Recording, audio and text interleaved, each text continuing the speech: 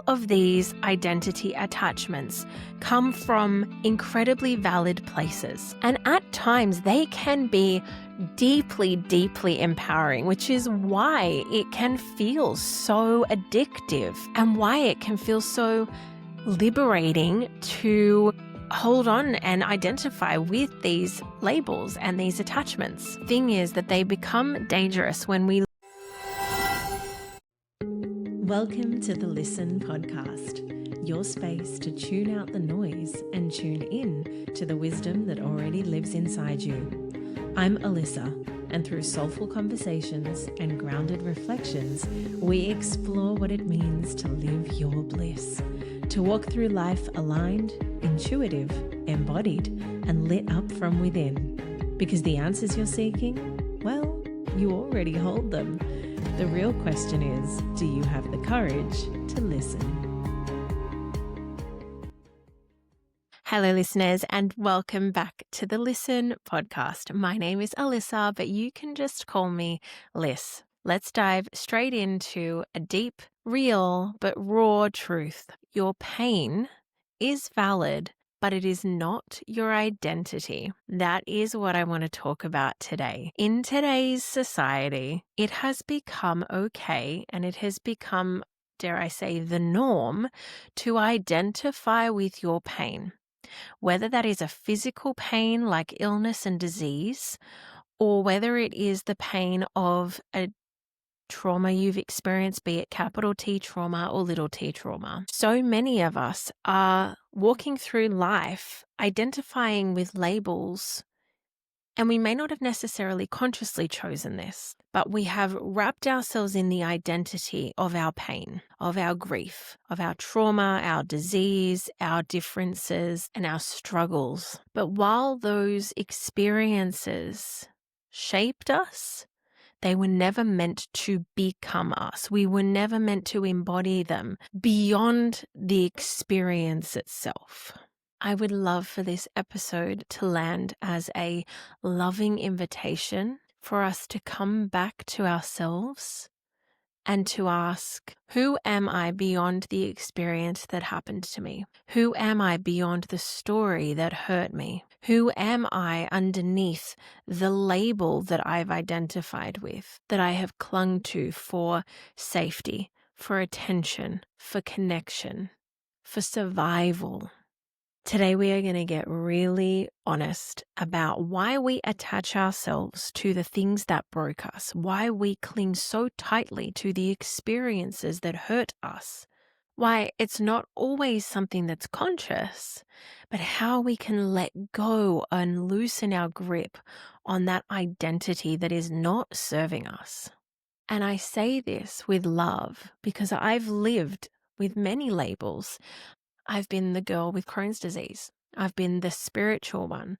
I've been the overachiever. I've been the good girl, the perfectionist. I've been the one who has to fix everyone around her, whether that's relationships romantically or in relationships between friends and family. And every single one of those labels gave me something until they started costing me something even more. So if you are ready to reclaim the parts of yourself that are underneath the labels, this episode, my loves, is for you. Let's begin with why we do this. Why do we attach ourselves and identify so strongly with experiences of things that happened to us, or with labels that others may put onto us, but we may not necessarily experience ourselves? As I mentioned a couple of episodes ago, our ego's responsibility, its job, is to keep us safe. And safety is derived from certainty. When we are certain about something, when we know everything that we need to know, we are completely certain, we feel safe. Labels give us that form of safety and certainty.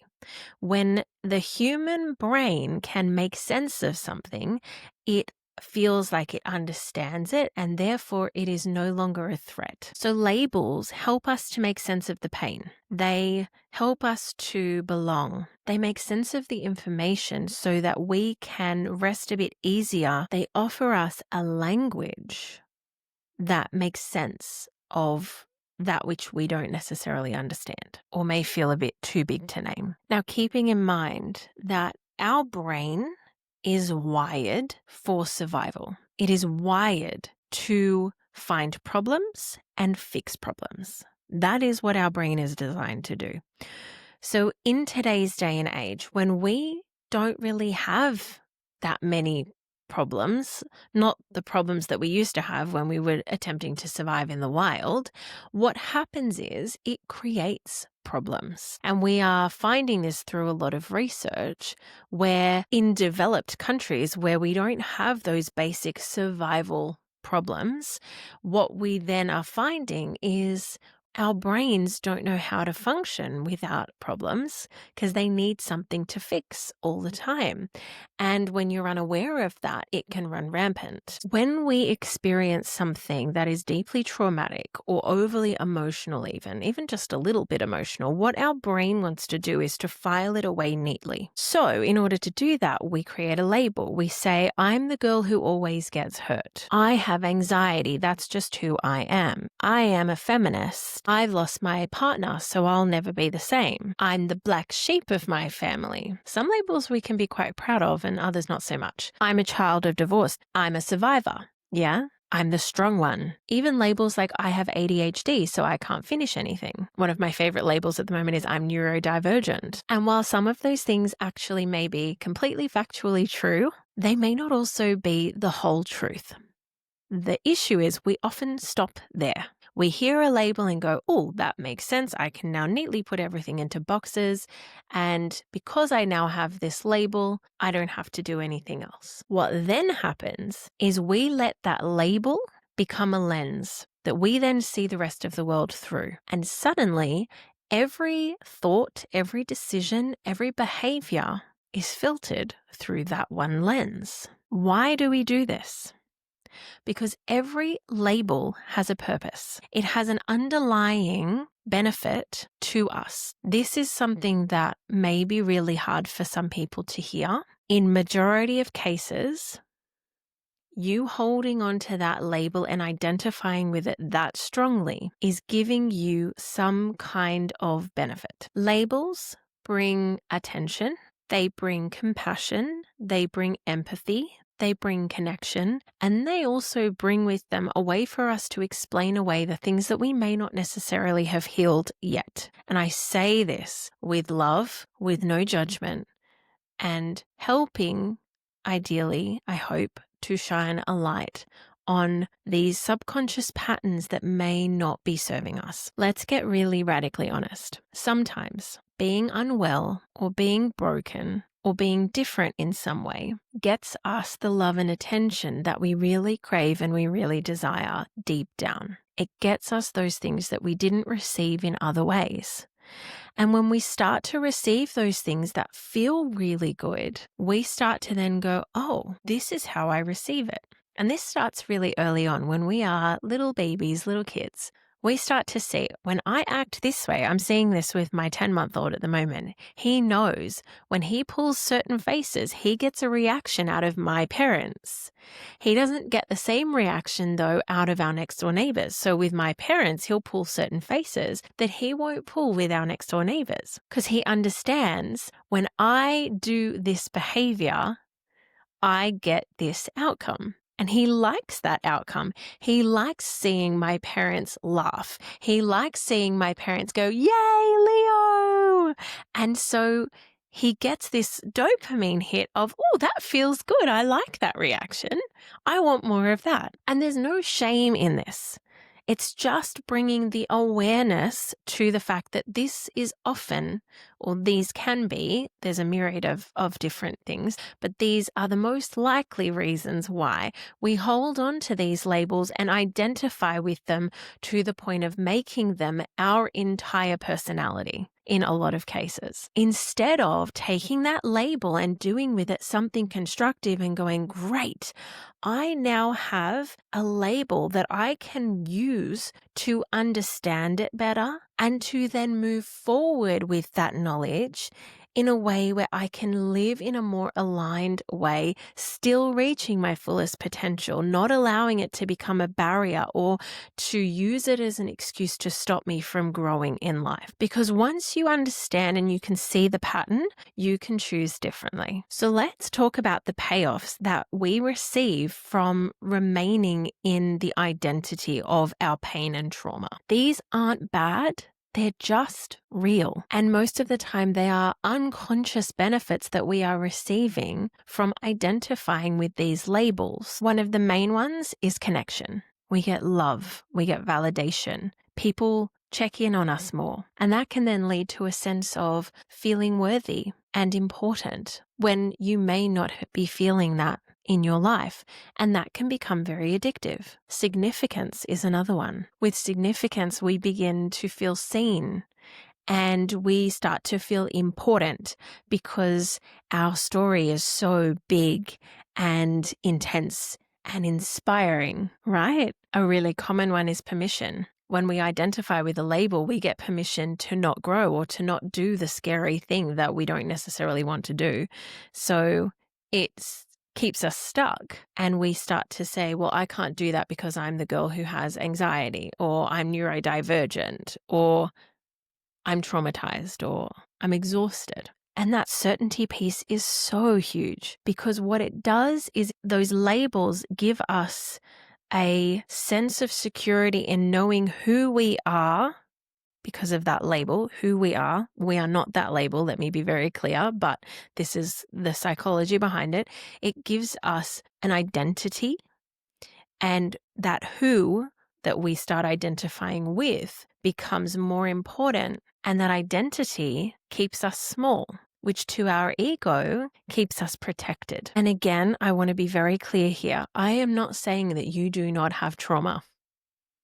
What I am saying is that there does come a point where you cannot use that trauma, that label of whatever experience it was that happened to you or whatever diagnosis you got or whatever that is, as a reason to not show up and live your best life. When you are using it in a way where it stops you from becoming the best version of you, when you are using that to stay small, then you are blocking yourself from becoming the truest version of who you're meant to be. You are not here living your purpose. You are living in ego. You are living in fear. And there comes a point where your body may have healed more than your identity is telling you that it has. And at that point, you are living in a constant state of the past. And that also leads to depression. There is a saying that anxiety lives in the future, depression lives in the past, and peace lives in the present. And what this really means is anxiety stems from ruminating about what could happen in the future and worrying about what could happen in the future. That is the root of anxiety. Depression is rooted in ruminating over the past, things that have already happened to you, and identifying with those things to the point that you can't enjoy your life in the present moment. But peace is found in the now, in the present moment, when you can be present, when you can let go of the fear of the future and the pain of the past, you can then start to find that peace. So again, I'm not saying that you do not have real trauma and you did not experience what it is that you experienced. What I am saying is that it is safe to honor what happened without building your entire personality around it. So let's get a little bit deeper, because this isn't just about trauma or disease, whether that's physical illness or mental illness. We are seeing this everywhere, especially online, especially on social media. People are not just holding beliefs. People are physically becoming them. And the moment that you become the label is the moment that you lose your ability to see beyond it, because you stop asking questions, you stop being curious, you stop searching for other possibilities or being open to other possibilities, and you start building walls where bridges should be. So some examples of this that I've actually experienced recently in my life are the hyper-identified activist, whether this is in politics or feminism or social justice. This person is often passionate.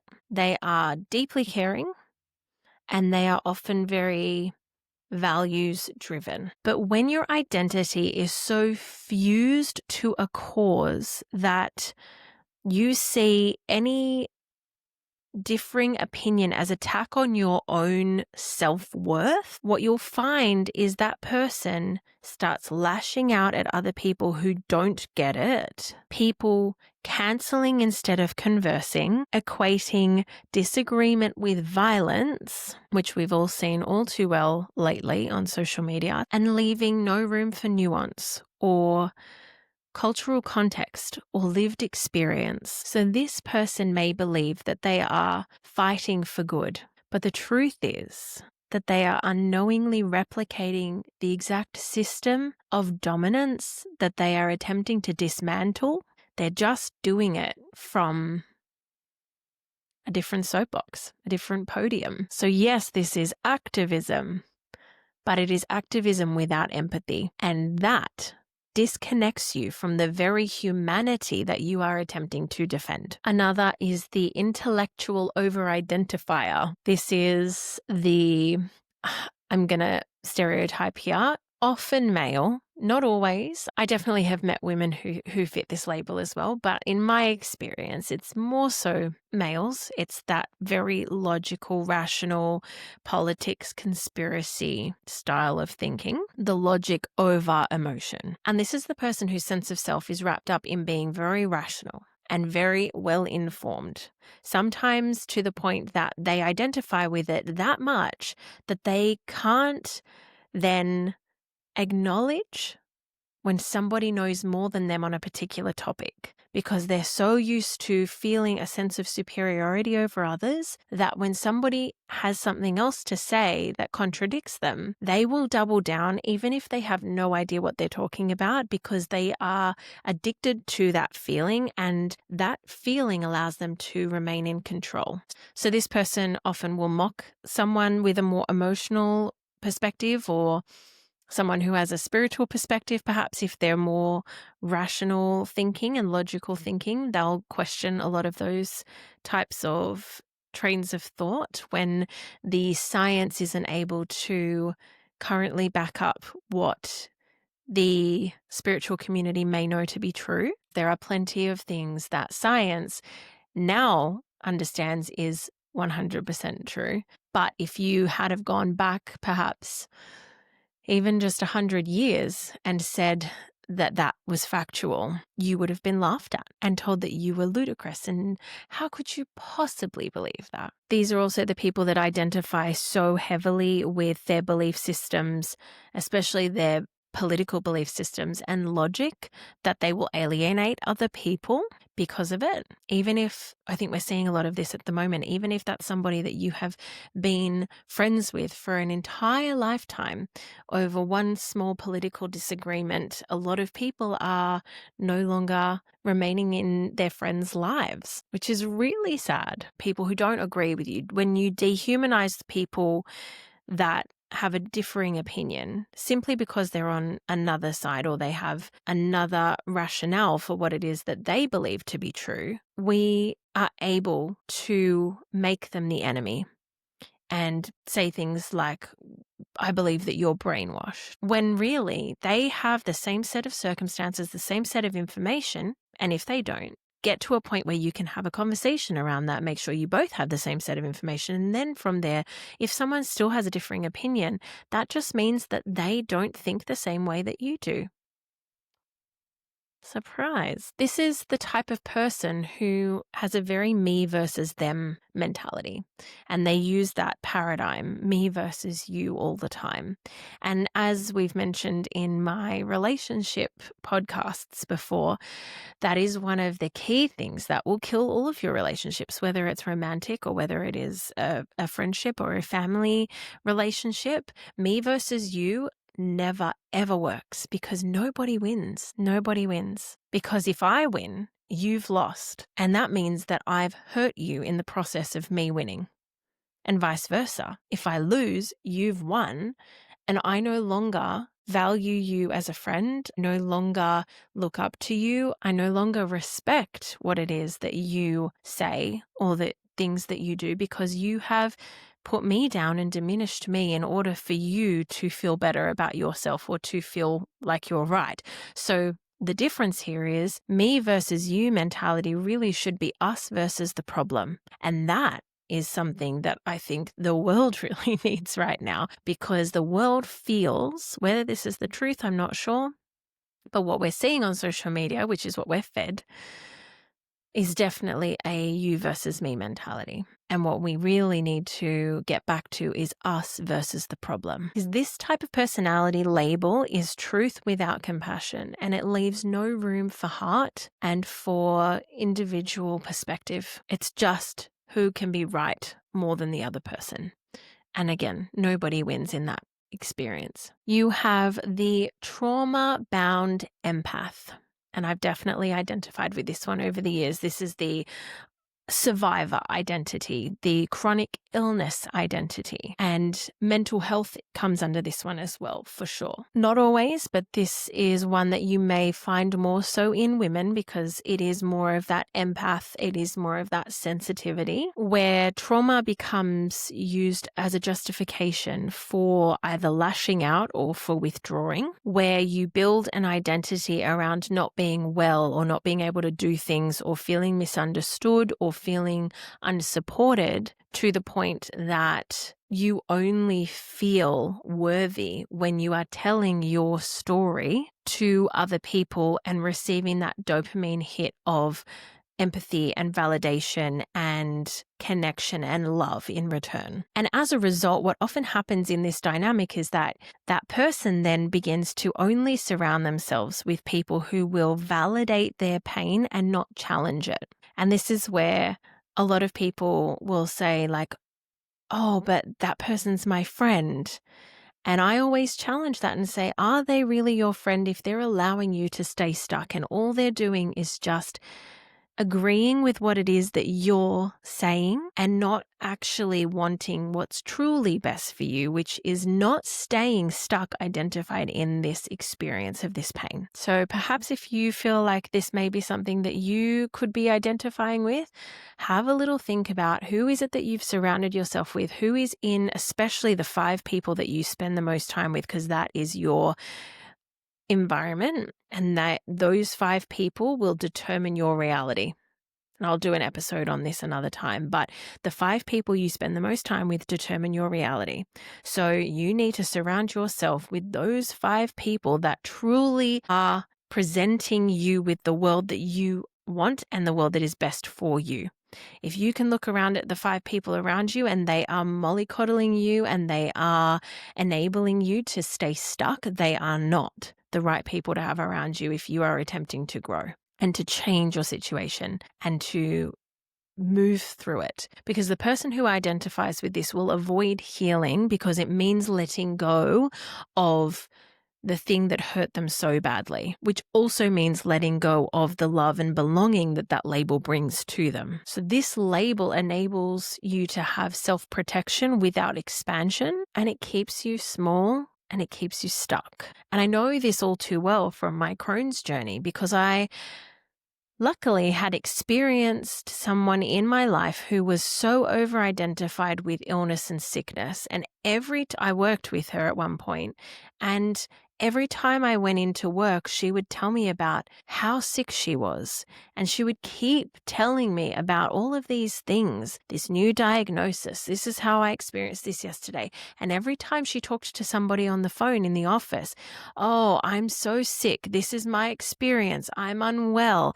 Every single client, mind you, this was not a appropriate conversation to be having in this kind of environment either. But she would tell anybody who would listen because it was so ingrained in her identity that she needed that constant validation to make it worthwhile for her to be staying in this identity of I am such a sick woman. However, her actions never reflected the fact that she was telling everyone she didn't want to be sick. Every day she was getting takeaway. Every day she was smoking. Every day she was doing things that she shouldn't have been doing and then complaining about how sick she was. And there comes a point where you have to ask yourself, is it healthy to remain around somebody who is like that? And if that is you, you need to ask yourself, is it healthy for me to stay stuck in this situation purely because I want to experience that little dopamine hit? There are so many other ways we can experience those same feelings in much healthier ways that will allow you to live a life that is so much more peaceful and unraveled from this identity of pain and trauma and difficulty. Then you have the performance mask. This is the perfectionist. Hello, recovering perfectionist right here. The good girl, the overachiever. It's all of that energy. And this was me as well. And I'm still recovering from this one for sure. This is wearing your identity as an armor. This is putting masks on to pretend that all is well and pretending that you are a different person to who you are within. This is showing up unhappy every single day in your life, but nobody in your life would necessarily know because you're so bright and happy. I have a beautiful friend of mine who I feel may be experiencing this at the moment, and she is so deeply unhappy and struggling so much, yet it's the Robin Williams effect. You would never have known he was in so much pain. Happens with so many comedians, not just Robin, but him as an example. You would never know he was in so much pain because he was bringing so much joy to others. He was always smiling and always happy. And I feel like a lot of performers do experience this. And whether you are a performer by trade or whether you've been taught to perform in your own life, which I think, again, may pertain a little bit more to women, I hear a lot with clients that they feel the need to perform for their partners because they're worried that their partners won't love them just as they are. So they feel that they need to show up with this mask and keep up appearances in order to keep their relationship, which of course is not on a solid foundation and doesn't allow for you to be fully loved as you are in the beautiful, true depth of loving your soul and your inner being. And I've definitely experienced this with previous relationships too, where I went, oh, he's not going to like the quirky side of me, so I'm not going to show him that side of me. Even this morning, I was actually dancing around in my kitchen, singing at the top of my lungs to my baby, like different random show tunes, and they're all done by this beautiful African choir, and so they're really just, they get me in the heart, get me in the soul. And I was feeling myself. I was having a great time. And my partner came in and he'd just been at the gym and energy was not matched. And he was like, what is going on right now? But he was able to get on board with it because I was not apologizing for the fact that I was in a happy mood. I was dancing around, but I've been in relationships previously, especially my very first relationship that I was in. He stripped me of all of the things that made me me. I wasn't allowed to wear certain clothes. I wasn't allowed to see certain friends. And he isolated me from my friends, from my family, from everyone until I was just solely his. It was incredibly manipulative, which I now understand. But at the time, I thought I loved him. And so I just went along with it because it felt easy enough to do so. So this label is likely the person who is going to overachieve in order to prove their worth. They are going to often be very agreeable. They're afraid to have a differing or controversial opinion to whatever it is that you've put on the table. This person is definitely the one that identifies as the strong one.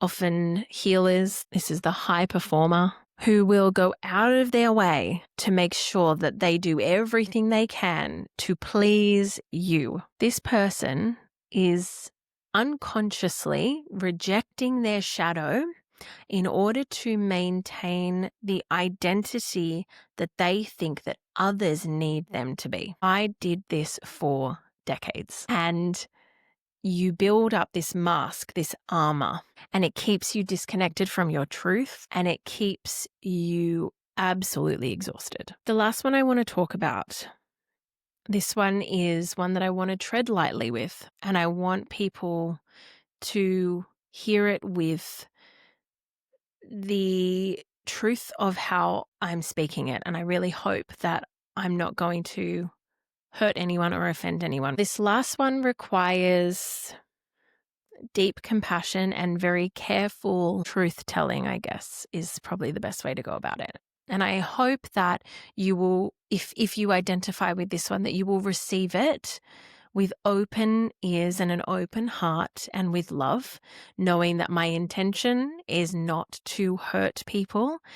It is to shed light on this topic. So whether this is gender, it could be culture, it could be race, it could be sexuality. There's many different labels that this can encompass. But what we're talking about is the minority identity attachment. I want to be very clear here. There are very real wounds in these communities. There are very real systems of harm in these communities. And yes, your experience as an Indigenous woman, as a queer soul, as a disabled body, or as a marginalized group matters very deeply. I want to be very clear on that. And when your entire self-identity, your entire self-concept becomes the pain of that label, revolves around the trauma of that community, when your voice only exists to call out, to correct, or to hold and perpetuate trauma, what you may find is that you struggle to connect with any other people outside of your community. One that I've actually found recently that has come up with a few of my friends is assuming that all discomfort is oppression. These types of people will reject nuance. They will reject complexity, and they will reject that individual context of whoever it is that they're talking to if that person does not belong to the same community or subscribe to the same ideals that they do. Another really key one with this identity label and attachment is feeling like you cannot be more than what you have survived. And what I really want to say for this one is you are allowed to be a multi-dimensional human without becoming a wounded representative of the community that you identify with. Because I'm absolutely not saying that you shouldn't identify with whatever minority group that you belong in. It's important for us to find belonging with those people who understand our world and understand the way that we present ourselves, understand how we think, and understand who we are at our core. The difference is when wounded identity becomes activism, because these concepts are absolutely understandable. They're not necessarily sustainable. So let's get to the core of why this matters, because all of these identity attachments come from incredibly valid places. And at times they can be deeply, deeply empowering, which is why it can feel so addictive and why it can feel so liberating to hold on and identify with these labels and these attachments. Thing is that they become dangerous when we lose our ability to question. We lose our ability to evolve. We lose our ability to resolve even, because we're too busy identifying with this label and using it as a division between me and you, instead of using it to understand each other better and to recognize that we are all made different. But again, it needs to be us versus the problem, not me versus you. Because me versus you allows me to justify attacking others as a means of protecting my fragile sense of self, which again is mistaking that certainty for safety. When I'm able to diminish you, to dehumanize you, I can sleep better at night if I do something that harms you. When really, if we simplify it right down, hurt people hurt people. I'm sure you've heard that saying before.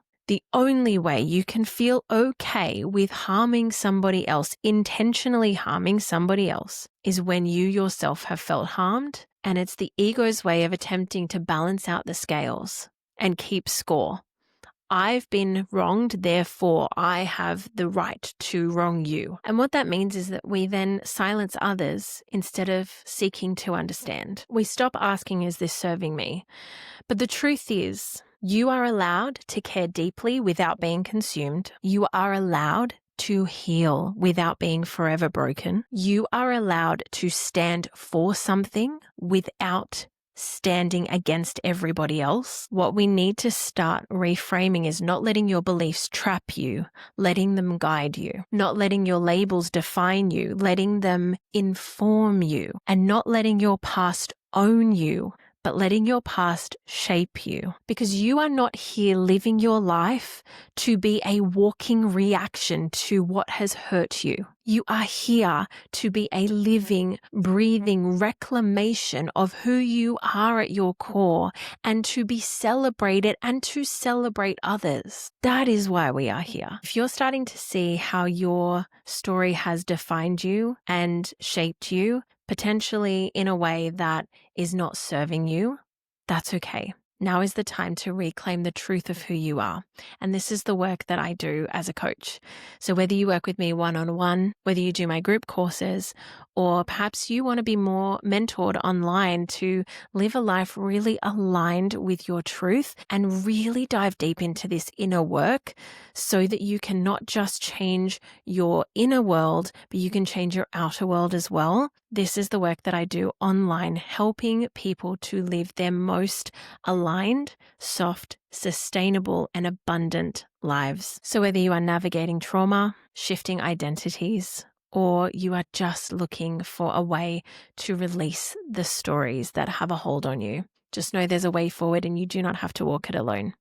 Come find me over on Instagram at Lyssn or Lyssn Podcast, and we can find a path forward to help you reclaim your life and let go of these labels that are no longer serving you so that you can start living from a place of truth and not trauma. Your pivot point today is very simple. You can live inside the label and continue to push your own agenda, pushing people away and identifying so deeply with the pain that you have experienced that you feel the need to push that pain back onto others, isolating yourself from the world and keeping yourself stuck in a place where you will always have a sense of unease, searching for certainty in the dopamine hit that you get from whatever experience you are seeking that others will give to you based on that label.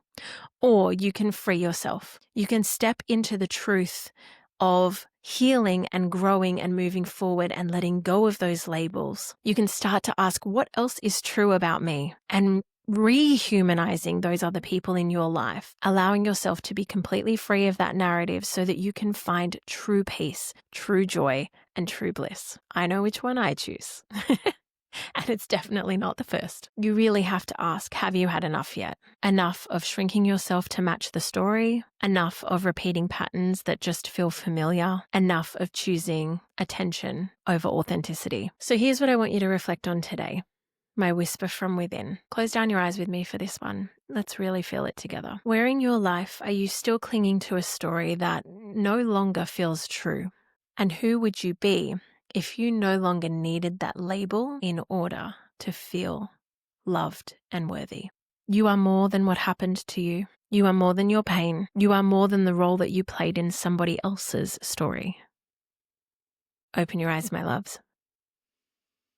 I really hope that this episode will be received in the way that it's intended, not from a place of shame, but from a place of helping others to see the truth that may be lying underneath, to see the things that often are our blind spots, in the hopes for us to connect more, to be more authentic, and to love each other the best way that we possibly can. So for now, my loves, thank you for being here. Keep listening beneath the noise, and remember your soul's song is always worth hearing and remembering. So please keep listening to that. I love you all so very much, and I cannot wait to see you next Sunday.